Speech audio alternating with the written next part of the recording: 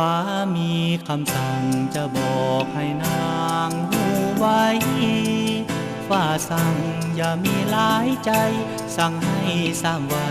มีผู้สร้างสรรค์ห้ามคิดเป็นอื่นทุกคืนที่เจ้าหลับฝันเดือนละ30 กว่าวันให้น้องนอนฝันเห็นอายคนเดียวได้หับคำสั่งจะบอกให้นางหับหูฝ้าบอกให้น้องคิดดูนะแม่สมตรูอย่าได้เสลียวท่านยังย้ำตอกบอกให้หากันอย่างกลมเกลียวให้น้องหักอายคนเดียวอย่าได้แลเลี้ยวหาสายใดฟ้าห้องควรคางท่านกลัวว่าทางเจ้าสาวจะบ่เสือเจ้าบ่าวย่านเจ้าจะคิดเปลี่ยนใจฟ้าสั่งนักหนาให้เองบ่กล้าขาดใจฟ้าสั่งให้เจ้าจงจำไว้น้องจงมีใจฮักอายแน่นเหนียวเสื้อฟังคำสั่งท่านเถิดน้องนางหน้ามนฟ้าท่านอยากสร้างกุศลอยากเห็นหน้ามนมีคู่ของเที่ยว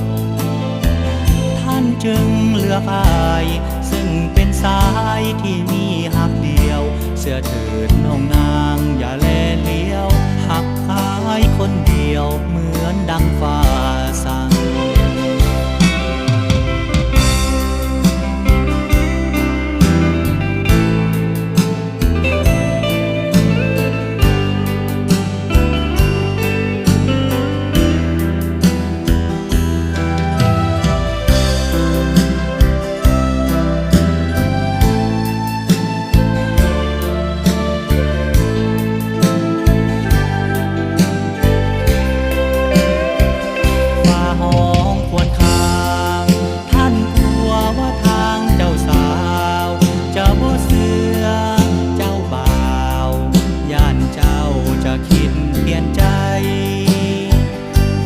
สั่งนักหนา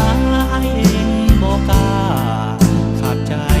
ฟ้าสั่งให้เจ้าจงจำไว้น้องจงมีใจ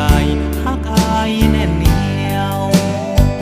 เสื้อฟังคำสั่งท่านเถิดน้องนางหน้ามนฟ้าท่านอยากสร้างกุศล